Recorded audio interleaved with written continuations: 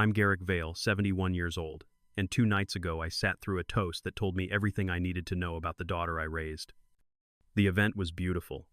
Hawthorne Bluffs Country Club had spared no effort. Crystal stemware satin chair covers garden lights in champagne gold. The kind of thing people plan for a year and brag about for 5. Corinne, my only child, stood at the center of it all, glowing in ivory silk arm linked through Hadrian's. Her fiancé, soon to be her husband, soon to be something else too. They'd invited me with grace warm smiles, a handwritten place card, even my favorite drink waiting at the table. Neat bourbon, 2 cubes. I appreciated the gesture. I raised that girl to be thoughtful. The toasts started flowing one after another. Maid of honor choking on tears. Best man droning about freshman year and shared beers.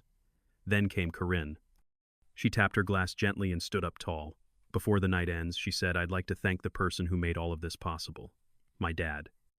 Polite applause. I smiled, nodded, took a sip. She continued. "Growing up with my dad taught me many things: how to be strong, how to budget, how to fix a screen door without calling for help. He was disciplined, frugal, precise. A little too precise sometimes." A few guests chuckled. Harmless jab. I kept listening. But the greatest gift he ever gave me was letting go, even when it was hard for him. And I know it was. The room quieted. Corinne's voice softened. "Dad, I know you've always wanted to be the one steering the ship. But this weekend is about letting others take the wheel. Just rest. Enjoy. No need to worry about numbers or documents. We've got it covered." That got a bigger laugh. I didn't. I set my glass down. Something in her tone, it wasn't teasing. It was polished, scripted, like someone had practiced it in front of a mirror. After dinner, I stepped away. The ballroom spilled out onto a stone terrace overlooking the lake. The air was crisp, early October, kind of crisp. I checked my wallet. 3 cards should have been 4. I returned to the coat room calmly. My jacket was exactly where I'd left it. I reached into the inside pocket. Nothing. Not the emergency credit card, not the access card to my apartment building, not even the duplicate safe key. I didn't panic. I simply turned and walked toward the valet station. On the way, I passed one of the event staff planner's assistant, early 20s, still wearing a headset. She was arguing with someone on the phone, but not quietly. "No," I said after the toast. "That's when we deactivate his profile. I don't care what the software says, he signed the liability waiver." I slowed, adjusted my cufflinks, kept walking. Behind me, her voice dropped, but not enough. "Yeah," Corinne said, "make it clean. After dessert." That was enough. I didn't confront her. I didn't say a word. Instead, I stepped into the valet alcove, asked the young man behind the podium for a moment of privacy, and opened my email. I didn't have much hope. But then, new message. Subject: FWED access restriction instructions. From planner@lockevents.com. To staff at hawthornebluffsclub.com. Garrick Vale's access to payment authorizations, guest coordination, and transportation should be disabled immediately following the father of the bride toast. Please confirm that all staff have received this note and have access to the override protocol. I saved it, screenshotted it twice, forwarded it to my lawyer with the subject: "They're getting sloppy." On the ride home, I kept my voice memo app open. I dictated details, timestamps, names. Hadrian's cousin took my seat during dessert. Corinne never made eye contact again. I noted that too. When I arrived at my condo, the porch light flickered once someone had been fiddling with the circuit again. Inside, I checked the Ring camera log. Nothing abnormal at first. But at 1:48 p.m. the night before, someone had stood just outside the doorframe. Not directly in view, but visible enough to identify the jacket. It was Hadrian's navy blue with that idiotic elbow patch. He held something in his left hand, thin metallic, like a key. He tried the keypad once. Wrong code. Tried again. Then he left. No bag, no break-in. Just checking. Just seeing if the old man still remembered how to lock his own damn door. I sat down, opened my folder. Inside was the codicil I'd signed a month earlier, unfiled, unregistered, but notarized, and a draft letter to the bank unsigned requesting a freeze on joint assets if suspicious behavior was detected. I picked up my pen and wrote one word on the envelope: standby. Then I turned off the light and went to bed. I had a wedding to attend in the morning. I woke up before the sun, not because of nerves, but because my mind never really went to sleep. There's a particular kind of silence just before dawn in a wealthy neighborhood, quiet enough to hear the wind move through hedges, but not so quiet you forget you're surrounded. The kind of silence that lets you think clearly. Strategically, I brewed coffee. Real beans, none of that pod nonsense. Toasted half a bagel, buttered it like I always do. I kept my rituals intact. You don't win battles by changing who you are overnight. While the coffee dripped, I checked the ring feed again. Same footage. Hadrian standing near the edge of the porch out of camera center trying the keypad twice.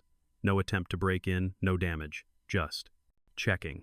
Seeing if the old man remembered to lock things down. He didn't know I'd moved the safe 3 months ago. The safe in the study now held nothing more than expired insurance policies and an old Rolex I didn't wear anymore. The documents that mattered, ownership certificates, codicils, and the master list of trust amendments, were elsewhere. Somewhere he couldn't reach without my biometric thumbprint. Still, I wasn't taking chances. I picked up my phone and opened the banking app. The login went smoothly. No anomalies in the checking or trust account until I clicked into the notifications. Alert: unusual request detected, transfer attempt of $20,000 to external account flagged for approval. Time 5:19 a.m. Location flagged Greenwich, Connecticut.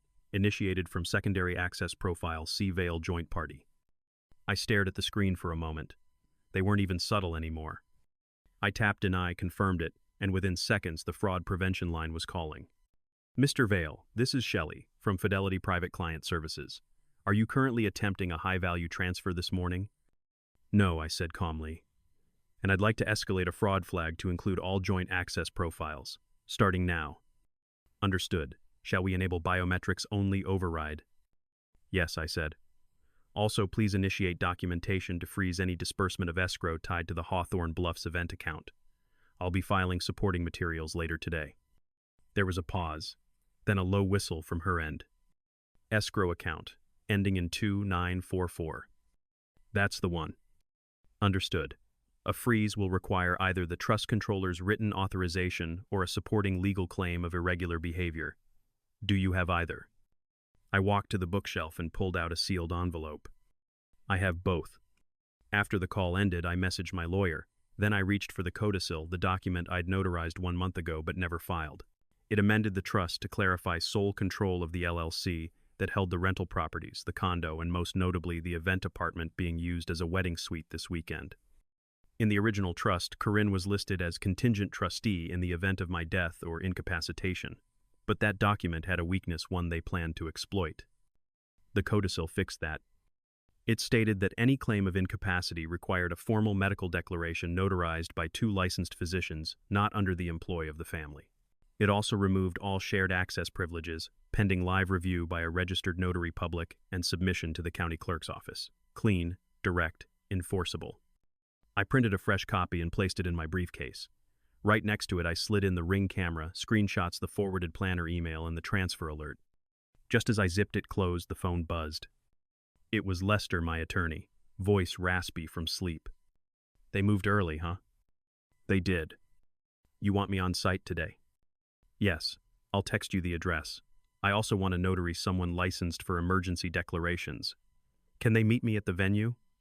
Give me 30 minutes. We hung up. I changed into my suit, dark gray, classic cut. I left the tie off for now. No need to look too formal before the show started. I packed a second shirt just in case and an old pocket square Corinne had given me back in college. The edges were frayed. I kept it anyway. Before I left the condo, I walked the perimeter once, checked the smart locks, reset the passcode to something no one could guess. It was a date only I remembered, the day Corinne first said at age 9 that she would fix things when she grew up. I smiled faintly, not out of affection, but irony. Some things are not meant to be fixed. Some things are meant to be held, examined, and let go. At 7:12 a.m. I stepped outside. The air was still cool, the parking lot empty. I drove toward the venue, briefcase beside me, GPS silent. I didn't need directions. I already knew the way. And this time I wasn't arriving as a guest. By the time I pulled into the Hawthorne Bluffs parking circle, the staff were already out in full force. Florists, tugging carts, catering teams, unloading crates of white asparagus and champagne, flutes. The valets stood like sentries, pressed uniforms, hands behind backs. I didn't hand over my keys.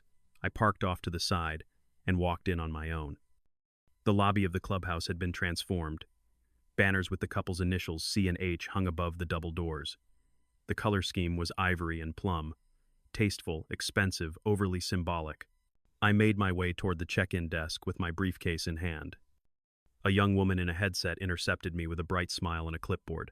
"Hi, Mr. Vale. We've got you in the groom suite for now. The bridal party is still getting hair and makeup." I cut her off gently. "I'll need to speak with the planner. Directly." She blinked, momentarily thrown, then nodded, tapping her earpiece.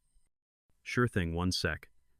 Evelyn's still in the ceremony tent, but she'll meet you by the East Hall entrance in 5. I nodded. "Fine. Also, I'll be retrieving my own room key and credentials." She hesitated. "Actually, the couple requested that all coordination go through the bridal assistant today, just to streamline things." "I'm not asking," I said. "I'm informing." She flushed, then nodded again and stepped aside. While I waited in the hallway, a man in a dusty green polo strolled past holding a clipboard with bright-colored tabs. I caught a glimpse as he passed one of the tabs read, "G. Vale, restricted profile." I kept my expression neutral. Soon after Evelyn arrived, the same planner who'd sent the email I intercepted the night before. She smiled tightly and extended her hand. "Mr. Vale, good morning. We're so excited to... I'd like to see the guest coordination files." "I'm sorry." "You heard me." She hesitated, glanced down the hall, then motioned me aside. "Everything's being managed smoothly," she said in a lower voice. "There's been some concern, raised gently, of course, that today might be a little overwhelming for you." I raised an eyebrow. "And who raised those concerns?" She didn't answer. Instead, she pulled a sheet from her clipboard and held it up facing herself, not me. Just a brief advisory from the couple. A medical note suggesting we minimize logistical load. For comfort. "Let me see it." She hesitated again, then flipped it around. The medical note was a printed page, with no letterhead, no signature, and no licensed physician's name. It said Mr. Garrick Vale is under mild cognitive observation and should refrain from high-stress responsibilities. That was all. I folded my hands behind my back and said nothing. Just stared at the paper until she began to fidget. "I understand the note isn't formally notarized," she said, suddenly backpedaling, "but the couple felt it was best to guide expectations." "That's not a medical letter," I said, calm as still water. "That's an opinion, possibly libelous. And unless you'd like to be included in the deposition, I suggest you stop referencing it." Her mouth opened, then closed. I stepped past her and headed toward the main prep area. Behind me, I heard her whisper something into her headset, no doubt updating the rest of the staff that the old man wasn't playing along. In the hallway, I passed the door marked Staff Only, Catering Prep. The door was ajar, and inside I caught a brief exchange. "Table 6 won't tip unless it's built into the invoice." Corinne said, "Just fold the charge into her dad's tab. He won't notice." I kept walking. At the concierge table near the ballroom entrance, I saw the glossy white folder labeled Event Escrow Final Payment Authorization. A post-it stuck to the front read, "Hold until after ceremony." I made a mental note. I wasn't going to wait that long. I approached the assistant manager of the venue, mid-40s, sharp suit, name tag, reading Ronald, and requested a quiet room for a legal consultation. He hesitated, sensing tension. "I'll also need a landline phone printer access and 2 carafes of coffee," I added. He didn't argue. Just pointed me down a side hall and said, "We'll have it set up within 15 minutes, sir." "Good." I pulled out my phone and dialed Lester. "On site," I said. "They're already referencing a false incapacity note. Do you want to preempt it?" "No. I want them to act first. I want it on record." "Understood. Clerk's office is ready for verification. We have remote dial-in approval." "Good. Has the notary arrived?" "She's parking. You'll like her, used to work probate. No nonsense." As I ended the call, the assistant returned to offer me a seat while they set up the conference room. I declined. I stood at the edge of the ballroom watching as florists added final sprays of white orchids. Someone adjusted the mic stand. The servers were folding napkins with the couple's initials embossed in wax. I counted 4 staffers wearing earpieces. 2 of them had clipboards with tabs in coral pink, the same color I'd seen on the restricted profile sheet earlier. They were watching me. I let them. Let them whisper. Let them tighten the trap. Because the tighter the trap, the louder the snap when it springs. The ceremony began at 11 o'clock sharp, just as the last of the cloud cover broke above the golf course. Rows of white folding chairs lined the lakeside lawn, arranged in perfect symmetry. A string quartet played something light, Vivaldi maybe. I never cared for weddings, not because I disliked love, but because they're rarely about love. They're about theater, power, applause. I took my assigned seat, second row aisle left, a place of honor, visible but not centered, fitting given what they'd tried to do. Corinne walked down the aisle on Hadrian's arm. Not mine. That had been made clear weeks ago. We're going non-traditional, Dad. Don't take it personally. I didn't. I watched her walk past without flinching. She looked beautiful, if a little tight around the jaw. She didn't glance my way. Neither did Hadrian. The officiant began. Generic platitudes, journey, partnership, two souls. I tuned it out. Instead, I kept my eyes on the small tent behind the chairs, the vendor tent. Inside, Lester was seated at a folding table with a notary beside him. She wore a blazer and flats, no jewelry, hair tied back like she was expecting a courtroom. She was perfect. At minute 17 of the ceremony, the officiant invited the couple to say a few words. Hadrian's speech was polished, funny even. When I met Corinne, I thought she was intimidating. Then I met her father, and realized I was negotiating with two dragons. Laughter. Even I smiled at that one. Then it was Corinne's turn. She spoke of resilience, of legacy, of letting go of the past to build a better future. Subtle. At the close of her remarks, the officiant turned to the audience. And now a brief moment of gratitude from the father of the bride. Everyone looked at me. I rose slowly, not for drama, just arthritis. I took the mic with one hand and looked out across the crowd. I won't take much of your time, I began. Weddings are for beginnings, not speeches. And I've already said what I needed to say. Just not out loud. Some smiles, some confusion. I continued. I'd like to thank Corinne and Hadrian for organizing such a detailed event. The care they took in managing access, privacy, and finances has been thorough, almost admirably so. Mortimers. I understand there was concern about my capacity to participate in the planning, so I've brought someone today to help clear that up. I gestured toward the vendor tent. The notary stood. So did Lester. From his briefcase, he pulled a document, held it up, and walked calmly to the side stage. The notary followed. This, I said, is a legally binding codicil to my family trust notarized 1 month ago. It clarifies my current cognitive status, outlines conditions for access restrictions, and confirms controlling interest in all affiliated assets. Corinne's head whipped around. Hadrian stiffened. I'm not here to ruin anything, I said, only to affirm what already exists. At that, Lester handed the notary a phone. She pressed a single button. On speaker, a voice came through. This is Deputy Clerk Henry Mallon, Fairfield County. I am confirming that Garrick Vale remains registered trustee and 51% controller of asset entity Hawthorne Lake LLC. As of last filed records, no contest, no override. Do you acknowledge? I leaned into the mic. I do. There was a beat of silence. Then the officiant clearly rattled, fumbled his script. I suppose we may continue with the vows. But the mood had shifted. The air had changed. From the corner of my eye, I saw the planner walk briskly toward the escrow folder table. She removed the post-it, hold until after ceremony, and slipped the document into her satchel. Too late. I had already seen it. And in my briefcase, Lester had a scanned copy of that very document obtained the night before. The escrow payment, $17,800, was scheduled for disbursement after the last toast, unless otherwise contested. I sat down, passed the mic back to the officiant, and folded my hands in my lap. The ceremony wrapped quickly after that. They skipped the unity candle. No one cheered when the kiss was announced. And I didn't need to say another word. Because the next part wasn't about talking. It was about freezing. The ballroom shimmered. Chandeliers, each the size of a compact car, hung low over linen-covered tables. Centerpieces of white hydrangea and dark plum orchids stretched tall in crystal vases. A string quartet played softly near the bar while guests filed in with champagne flutes in hand. I didn't touch my glass. Not yet.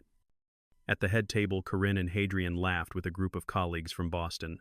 They looked composed, relaxed even.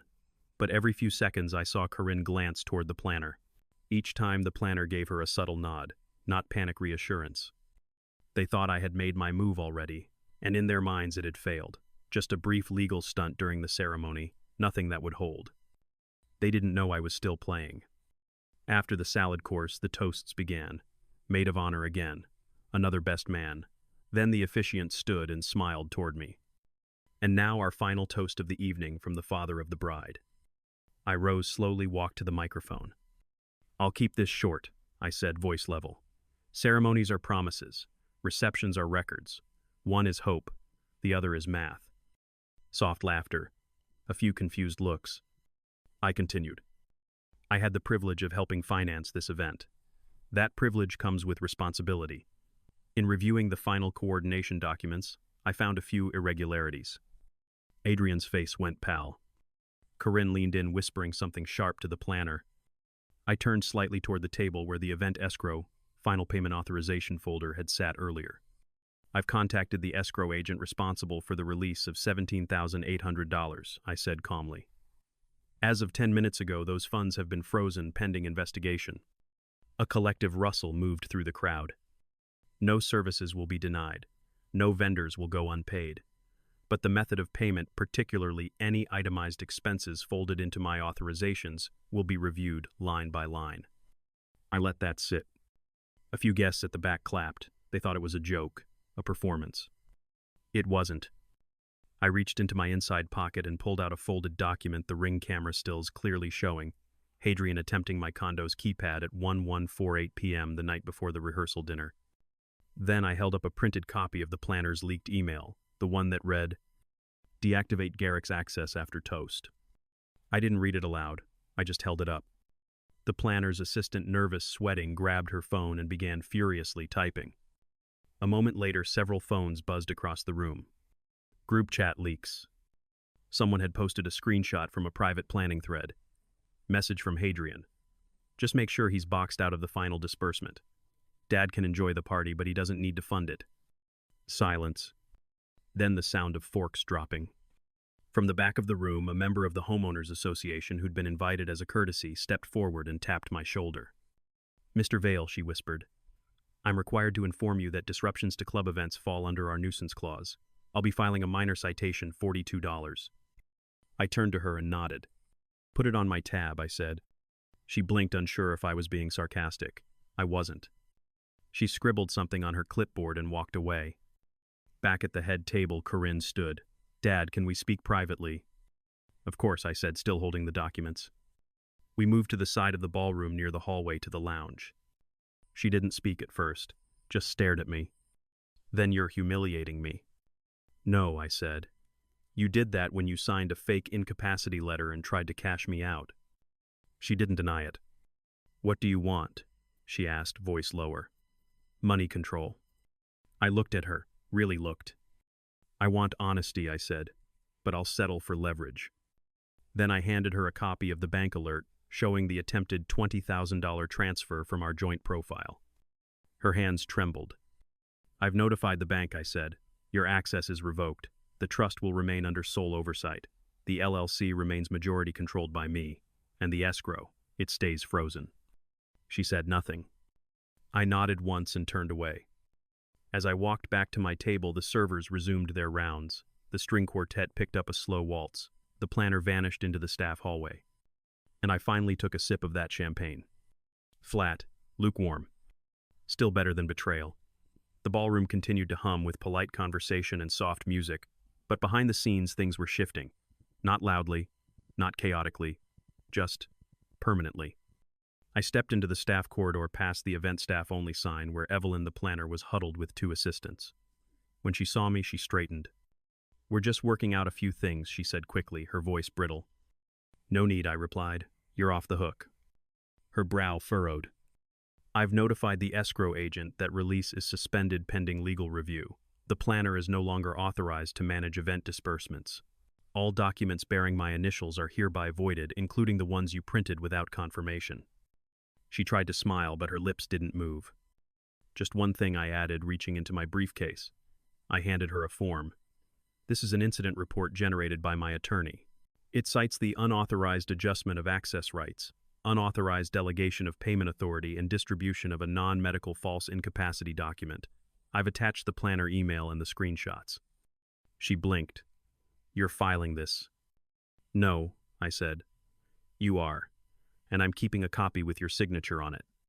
I set the pen down. She stared at it. She knew refusing to sign would look worse, so she signed. Thank you, I said quietly. You've been illuminating. I moved on. In the back lounge near the bridal suite, Lester was waiting with a red folder in hand. The notary sat beside him, calm and composed. She gave me a small nod. Everything's in place, I asked. Lester tapped the folder. Quitclaim deed is ready. It transfers full legal ownership of the Greenwich condo unit back into your sole name. They had been co-listed under the assumption of shared residence, but your residency clause overrides it. The HOA has already received notice.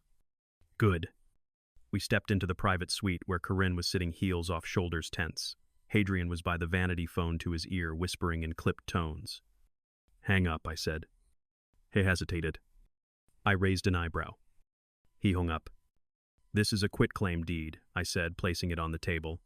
It removes your name, Corinne, from the condo property. You don't live there. You never have. The trust requires clear primary occupancy. This clears it. She said nothing. It's been notarized already, Lester added. All we need is acknowledgement of receipt. Corinne reached for a pen, signed. Her eyes didn't leave the paper. I turned to Hadrian. The smart lock profile for your phone will be removed by midnight. Your keycard access to the garage is already void. The mailroom has been notified not to accept deliveries under either of your names. If you attempt re-entry, it will trigger a police notification. You're serious, he said. I'm 71, I replied. I've outlived 3 recessions, 2 real estate crashes, and a failed business merger. I don't bluff. He didn't respond. I collected the signed acknowledgement, slid it into my briefcase, and left. As I passed the catering manager, I paused. I've asked your team to re-invoice the meal expenses under guest headcount rather than per table, I said. Any tip automatically folded into my name is to be removed and settled individually by the couple. She opened her mouth, then shut it, then nodded. Down the hall, I saw the HOA liaison, same woman who'd handed me the memo earlier. She waved the $42 fine sheet at me again, almost sheepish. I took it, signed it, and handed her my check. Keep the carbon copy, I said. Might need it later. She looked puzzled. You never know, I added, what kind of paper ends up in court. Back at my table, I sat down and poured myself another glass of water. The ice had melted. The napkin had curled at the edge. Across the ballroom, Corinne returned to her seat beside Hadrian. They whispered furiously. Guests avoided looking at them. The music played on, but the wedding had quietly shifted. It no longer belonged to them. The music slowed as dessert was cleared. Servers moved with precision, collecting half-finished slices of lemon cake and refilling glasses with decaf coffee. Guests leaned back, loosening collars, glancing at phones. The day was winding down, or at least it should have been. I stood. There was no cue this time, no toast, no microphone. I simply rose and waited until people noticed. It didn't take long. One by one, heads turned. I walked to the front of the ballroom past the planner, who now hovered near the coat room like a disgraced stagehand, and stepped up to the low riser near the head table. Corinne and Hadrian froze. Ladies and gentlemen, I said loud enough to carry without raising my voice, thank you for joining this celebration. Polite smiles, some clapping, most wary. I continued. It has been an interesting day. Beautiful, yes, but also clarifying. No one moved. Before we part, I want to share some final updates that affect a few key aspects of this event and the family that hosted it. I pulled a folded sheet from my breast pocket. First, I said the escrow account funding this wedding, totaling $17,800, has been formally frozen. As of this afternoon, any disbursement is subject to legal audit. Gasps, scattered whispers. The venue and vendors will be paid, but not by anyone who tried to sneak unauthorized charges into my profile, including advisory tipping and unapproved service expansions. I let the words settle. Corinne stood. Dad, please, not here. I turned to her. This is the only place it matters, I said quietly. She sat back down. I unfolded another document. Second, the ownership of the primary asset underpinning this event, the property used as the bridal suite and listed as joint residence, has been clarified via quitclaim deed executed today. I looked at Hadrian. You no longer have access. That includes keys, smart lock credentials, and garage privileges. Attempting to enter will trigger police notification. You've been informed. He didn't respond, just stared, jaw clenched. I continued. Third and most important control of Hawthorne Lake LLC, the family entity that holds all 3 rental properties and manages the family trust, is now held exclusively by myself. I held up a final page. This has been confirmed by the Fairfield County Clerk. As of this morning, the trust recognizes me as sole trustee and majority controller at 51%. All amendments are codified and enforceable. Dead silence. A cough from the back, a chair scraping. I didn't smile. I didn't gloat. I simply let the room absorb it. I share this not to embarrass anyone, I said, but because clarity is a kindness. I looked around. Trust is not a birthright. It's a ledger. And when the numbers don't add up, the account gets closed. With that, I folded the pages slowly and placed them back in my pocket. Please, I added, continue your evening. The music is paid for. The lights are still on. And despite the revision in sponsorship, this event is, after all, a celebration. I turned and stepped down from the riser. Behind me, the quartet struck up a tentative tune. A few guests clapped awkwardly. Others stood murmuring. One woman took out her phone and began recording, as if only now realizing she was witnessing something rare, a wedding unraveling not with chaos but with paperwork. Corinne remained seated, staring at the tablecloth. Hadrian whispered something to her, sharp and quick. She didn't respond. I passed the HOA liaison on my way to the exit. Is this going to escalate? She asked, almost pleading. I shook my head. It's already over. I woke early again, not out of tension but habit. There was no alarm. Just morning light spilling through the windows of my study, catching the edges of the documents spread neatly across the desk. The night before, I hadn't celebrated or sulked. I'd eaten a warm bowl of lentil soup, fed the cat, and filed 3 folders under settled. I brewed coffee this time with cream, sat down, and began closing the books. The first call was to Lester. Filed and time-stamped, he said before I could ask. The county clerk has logged the codicil. The trust stands corrected. And the quitclaim? Recorded. Land registry confirmed receipt. Condo title is now clean. I nodded even though he couldn't see it, then asked, what about the escrow? They've acknowledged the freeze. Funds will remain held unless a judge orders otherwise, or you release them voluntarily. I won't. I figured. After we hung up, I wrote a short letter. Just 5 sentences. I addressed it to the event's escrow officer, confirming the funds should remain locked indefinitely pending legal review and party reconciliation. I attached the evidence packet planner, email, bank alert, ring camera, still HOA memo. Yes, even the $42 memo. I'd kept the carbon copy. Paid it yesterday, same hour it was issued. Not because I owed them, because paper matters. Especially clean paper stamped and paid. By 9 o'clock, I had sent digital scans to all relevant parties, my bank, the escrow firm, the trust's accounting team, and the HOA board president, just for good measure.